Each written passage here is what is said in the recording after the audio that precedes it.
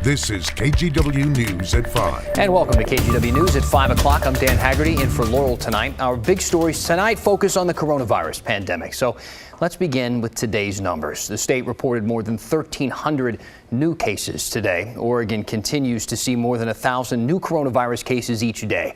Modeling from the state shows that that's unlikely to drop significantly anytime soon. And last week, Governor Brown warned that we could be seeing double that rate by Christmas. Sadly, deaths are increasing as well. More than 1,000 Oregonians have now died since the start of the pandemic. The graph you're seeing now shows the number of deaths reported per day. As you can see, we're seeing a spike over recent weeks. Today, the state reported 12 deaths. That includes a 37-year-old Multnomah County man. He tested positive for the virus on November 27th and died in the hospital 2 days later. The state says he didn't have any underlying conditions. The Portland Trail Blazers confirmed today 3 people in the organization recently tested positive for the coronavirus, and one of them is a player. The positive test result came in over a 4-day period. As a result, the Blazers voluntarily shut down the team practices set for yesterday and today. The practice facility that you're seeing here, this is pre-pandemic, is getting a deep cleaning right now with the first of 4 preseason games set for Friday. There was not a lot of time to get the team playing together, but Coach Terry Stott says everyone's got to adjust during challenging times. It's unfortunate that we had the positive test, but we have to adapt and move on. Now, I think everybody in the country is having to adapt and move on and adapt and be flexible and be patient. The regular season is set to begin December 23rd. with a home game at the Moda Center against the Utah Jazz. High school athletes in Oregon got some new hope today that their seasons will be saved. The OSAA met to determine which sports could potentially compete in 2021. Joe Ranieri shows us the new schedule and explains what sports do still remain in limbo. On Monday afternoon, the Oregon Schools Activities Association met to announce they plan on having fall sports starting in the winter of 2021. We knew we couldn't start on December 28th with the information, the rising case counts, the risk level metrics, all of that. So we knew we needed to make some changes. Those rising cases forced the OSAA to push back the season to February 22nd. That's when practices can start. The director of the OSAA says the fall sports of volleyball, cross country, and soccer will start competition starting the first week of March. Expect soccer to get more than that. Typically soccer can play maybe a couple times a week. So, maybe theirs is, 8 to 10 or somewhere in that range. Those are the discussions that'll have to continue. As for football, it remains on the governor's prohibited list of activities. But the OSAA is moving forward as if football will still be able to be played.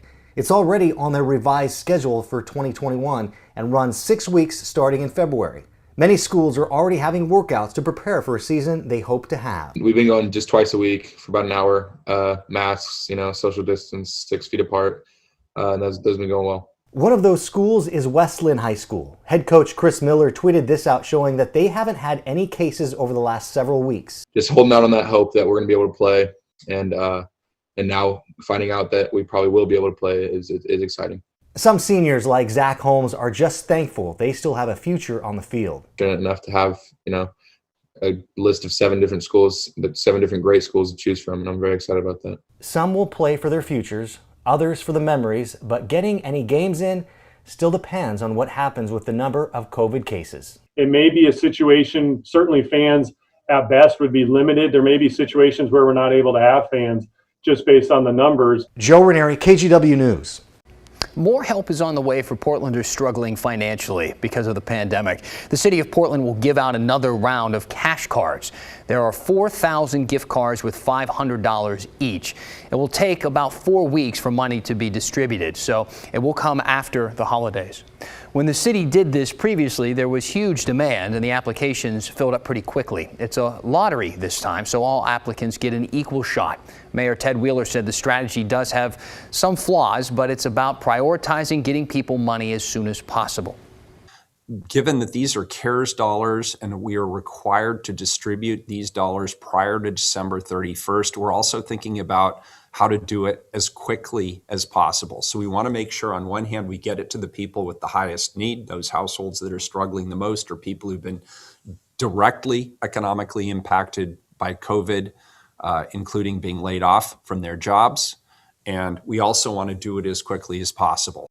The application window opens this Thursday from 3 p.m. to 6 p.m. at pdxassist.com. Again, that's pdxassist.com. If you think about it down the line, you can't remember the website, just go to ours, kgw.com. We have information for you there.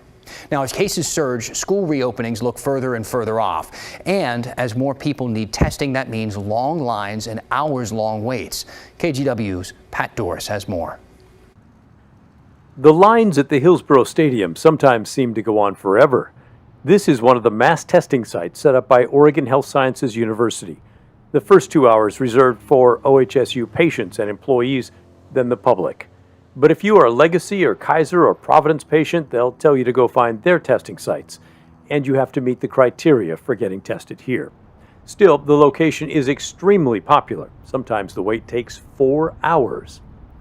There is definitely a surge in the number of people wanting tests in Oregon, on average 20,000 a day now, according to the latest numbers, which made us wonder if the expected surge in cases from Thanksgiving are showing up. It's been 11 days since the holiday, and most people start to get symptoms within 5 days of getting the virus. Friday, the state's top epidemiologist said those cases have not arrived. So that's where I think over the next week, we will see what the numbers show, see what our public health investigations are showing as we investigate. But right now, we do not have a specific tie to this record number of cases to Thanksgiving. Schools are nearing the end of their fall COVID term. Just under 50,000 students are getting some sort of in-person teaching, but with more than 500,000 students in Oregon, most are not. One of the vaccines must be kept extremely cold, and not everybody can do that. I asked the Oregon Public Health Director about that issue last Friday as well. In terms of cold storage, we're working, we have adequate cold storage for the initial shipments we're receiving. We're acquiring more portable cold storage. But remember that only the Pfizer vaccine requires the ultra cold storage. The Moderna vaccine and other candidates that are out there require more standard refrigeration typical to vaccines. So he said the state will route the Pfizer vaccine to areas with the super cold storage and other vaccines to places which cannot do the deep freeze. Finally, the hospitals. There is real concern that the hospitals could be overwhelmed by a surge of new patients. We've checked, and statewide, so far 80% of the ICU beds in Oregon are full and 85% of regular hospital beds. It's definitely something we'll keep an eye on. I'm Pat Doris reporting. Now to the latest in the race for a vaccine. The FDA could grant emergency use authorization this week for the first COVID vaccine here in the U.S. As recently as September, nearly half of U.S. adults did say, though, that they didn't plan to get the vaccination. But immunization experts predict those numbers will shrink. Brittany Falkers talked to NBC News medical contributor Dr. Kavita Patel to find out what might shift that reluctance. Yeah, Brittany, a couple of things. Number one, we're going to have about 20 million healthcare workers and nursing home residents and workers getting this vaccine very soon.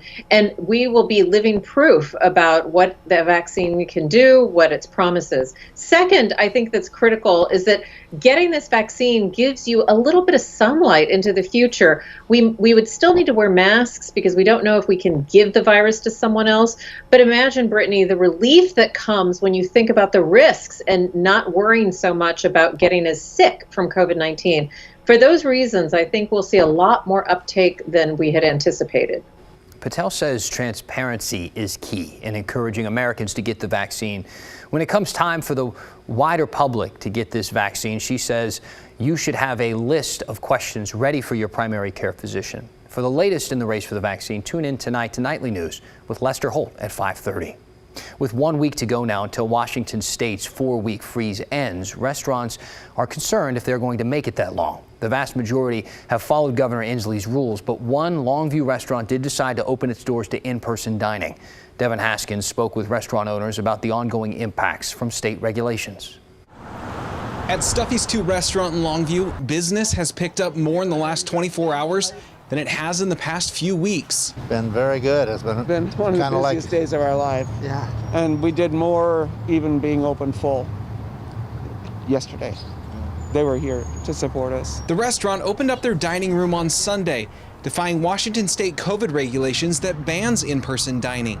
In a video of the opening, you can see the line stretch outside and the tables inside are filled. Yeah, it was either open up or lose the restaurant, and we're not planning on losing the restaurant unless they just shut us down, and if they do, we're totally out of business. Their move was extreme and obviously goes against the state's COVID regulations. Overall, in Cowlitz County, small businesses are hurting. Our small businesses are suffering significant decreased revenues. Lindsay Cope is the vice president of the Cowlitz Economic Development Council. Since April, the EDC has given out $4.5 million in grants to small businesses in Cowlitz County. 65% of the businesses in Cowlitz County are considered small businesses. But at the end of the day, it's a Band-Aid, and a very small one at that. We are aiding in them to not completely close their doors. They're able to pay rent. They might be able to buy a little bit of inventory. They may keep somebody on an extra 4 weeks that they wouldn't have otherwise, but we aren't driving profits into their pockets. I'm still down 50% for the year. Paige Espinoza owns the Country Folks Deli in Longview. She says the way things are running now won't keep businesses like hers afloat. It is not sustainable. If we all of us as a group, not just me, if we don't get some serious help, there won't be many places probably that will be able to sustain staying open. The growing fear among small business owners is this 4-week restrictive period will last longer than 4 weeks. In Longview, Devin Haskins, KGW News.